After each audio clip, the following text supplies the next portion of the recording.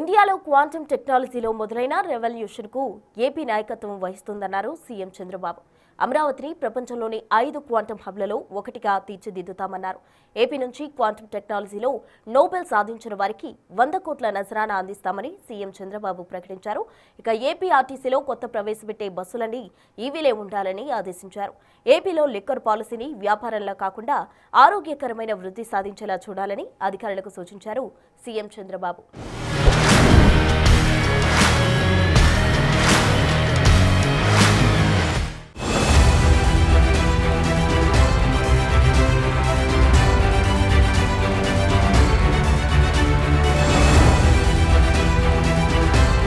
రాష్ట్రంలో గడువులోగా ధాన్యం కొనుగోళ్లు పూర్తి చేయాలని అధికారులను ఆదేశించారు సీఎం చంద్రబాబు. ధాన్యం కొనుగోళ్లు సహా వివిధ పంట ఉత్పత్తుల మార్కెటింగ్పై ఈ వారం సమీక్ష నిర్వహించారు. రాష్ట్ర స్థాయి బ్యాంకర్లతో మాట్లాడి రైతులకు ఇబ్బందులు లేకుండా చూడాలని ముఖ్యమంత్రి సూచించారు. రాష్ట్ర వ్యాప్తంగా ఒకే తరహా బ్యాంక్ గ్యారంటీలు ఇచ్చేలా చూడాలని ఆదేశించారు. స్పీడ్ ఆఫ్ డెలివరింగ్ గవర్నెన్స్ విధానం మేరకు తక్షణమే చర్యలుండాలన్నారు చంద్రబాబు. రైతుల నుంచి కొనే ధాన్యంలో మిల్లర్లు అక్రమాలకు పాల్పడకుండా చూడాలన్నారు.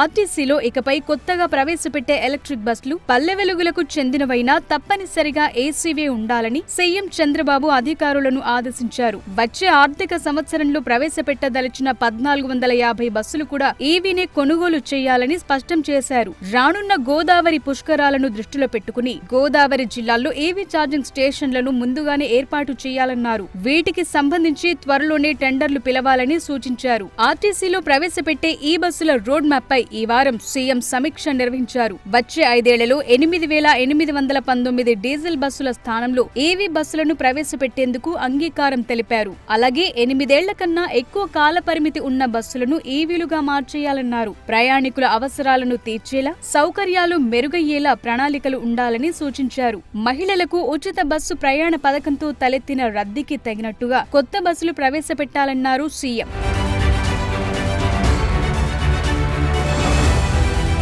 ఏపీ నుంచి క్వాంటమ్ టెక్నాలజీలో నోబెల్ బహుమతి సాధించిన వారికి 100 కోట్ల నజరానా అందిస్తామని సీఎం చంద్రబాబు ప్రకటించారు. అమరావతిని ప్రపంచంలోని 5 అగ్రశ్రేణి క్వాంటమ్ హబ్లలో ఒకటిగా తీర్చిదిద్దుతామన్నారు. ఇండియాలో ఈ టెక్నాలజీలో విప్లవానికి ఏపీ నాయకత్వం వహిస్తుందన్నారు. 6 నెలల్లో అమరావతిలో క్వాంటమ్ కంప్యూటర్ ఏర్పాటు చేస్తామని, 2 ఏళ్లలో అమరావతిలోనే కంప్యూటర్లు ఉత్పత్తి చేసి విదేశాలకు ఎగుమతి చేస్తామని చెప్పారు. ప్రపంచ ఐటీ రంగానికి కేంద్ర స్థానం సిలికాన్ వ్యాలీ అయితే రాబోయే రోజుల్లో క్వాంటమ్ కంప్యూటింగ్ కి అమరావతి కేంద్రంగా మారుతుందన్నారు. కొత్త కంపెనీలు ప్రారంభించేందుకు, టెక్నాలజీ ఆవిష్కరణకు అంతా ఇక్కడికే వస్తారని తెలిపారు. ఏపీ ప్రభుత్వం, వైసర్, క్యూబిటెక్ సంస్థలు సంయుక్తంగా నిర్వహించిన ట్రైనింగ్ ప్రోగ్రామ్ లో 54,000 మంది విద్యార్థులు నమోదు చేసుకున్నారు. వాళ్ళందరితో ఈ వారం క్వాంటమ్ టాక్ బై సిబిఎన్ కార్యక్రమం నిర్వహించారు. సిలికాన్ వ్యాలీ నుంచి క్వాంటమ్ వ్యాలీకి, అమరావతి నుంచి భారత క్వాంటమ్ భవిష్యత్ నిర్మాణం అన్న అంశంపై ఆన్లైన్ లో పవర్ పాయింట్ ప్రెజెంటేషన్ ఇచ్చారు.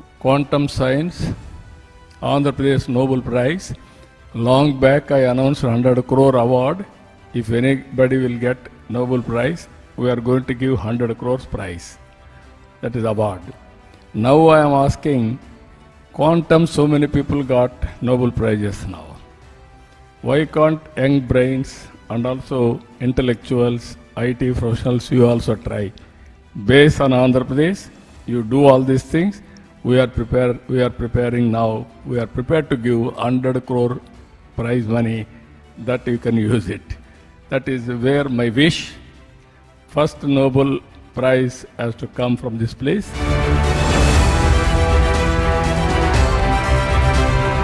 పాఠశాల విద్యార్థులు, కాలేజ్ యూత్ లో రాకెట్ల తయారీ నైపుణ్యాలను వెలికితీసేలా సౌత్ ఇండియా రాకెటరీ ఛాలెంజ్ పోటీలను ఏపీ ప్రభుత్వం నిర్వహించనుంది. దీనికి సంబంధించి సౌత్ ఇండియా రాకెటరీ ఛాలెంజ్ 2026 పోస్టర్ను సీఎం చంద్రబాబు ఆవిష్కరించారు. ప్రభుత్వ ఆధ్వర్యంలో జనవరి 22 నుంచి 24 వరకు 3 రోజుల పాటు గుంటూరు విజ్ఞాన యూనివర్సిటీలో ఫైనల్స్ జరగనున్నాయి. Science city of Andhra Pradesh Amaravati ఆధ్వర్యంలో మొట్టమొదటిసారి ఈ కార్యక్రమం నిర్వహిస్తున్నారు. కాలేజ్ స్థాయిలో కెమికల్ రాకెటరీ, పాఠశాల స్థాయిలో హైడ్రో రాకెటరీ పోటీలు నిర్వహిస్తున్నారు. కెమికల్ రాకెటరీ విభాగంలో 16 ఏళ్లకు పైబడిన వారు, హైడ్రో రాకెటరీ విభాగంలో 6 నుంచి 12 ఏళ్ల మధ్య వయసున్న వారు పాల్గొన్నారు. కళాశాల యువతతో పాటు పాఠశాల విద్యార్థుల్లో నూతన ఆవిష్కరణల్ని, ఆలోచనల్ని వెలికితీసేలా పోటీలు నిర్వహిస్తున్నామని ప్రభుత్వం తెలియజేసింది.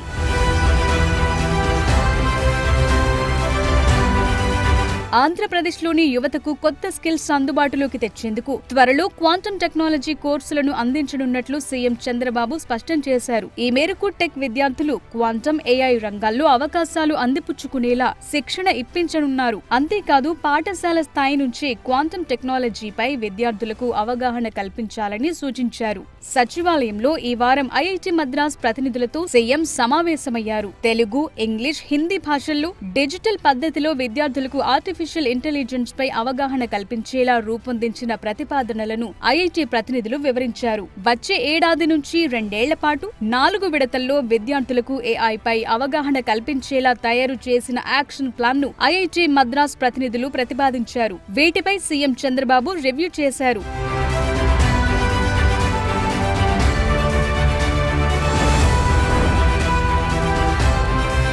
ఏపీలో లిక్కర్ పాలసీని వ్యాపారంలా చూడకుండా ఆరోగ్యకరమైన వృద్ధి సాధించేలా చూడాలని సీఎం చంద్రబాబు నాయుడు అధికారులకు సూచించారు. సచివాలయంలో ఈ వారం ప్రొహిబిషన్, ఎక్సైజ్ శాఖపై సమీక్ష నిర్వహించిన సీఎం కొత్త ఎక్సైజ్ విధానాల అమలు, వాటి ప్రభావంపై సమగ్రంగా చర్చించారు. ఆదాయమే లక్ష్యంగా విధానాలు ఉండకూడదని, మద్యాన్ని ఓ ఉత్పత్తిలానే పరిగణించాలని స్పష్టం చేశారు. ప్రస్తుతం అనుసరిస్తోన్న లాటరీ ద్వారా షాపుల కేటాయింపు, application fee, liquor identification number, retailer margin పెంపు తదితర అంశాలపై మరింత కసరత్తు చేయాలని సూచించారు. అదేవిధంగా బార్లకు అడిషనల్ రీటైల్ ఎక్సైజ్ ట్యాక్స్ మినహాయింపు ఇచ్చే విషయాన్ని పరిశీలించాలన్నారు. అక్రమ మద్యాన్ని అరికట్టడం, బెల్ట్ షాపుల నియంత్రణ, డిజిటలైజేషన్, పర్యావరణ పరిరక్షణకు సంబంధించి సంస్కరణలు తీసుకురావాల్సిందిగా సీఎం ఆదేశాలు జారీ చేశారు.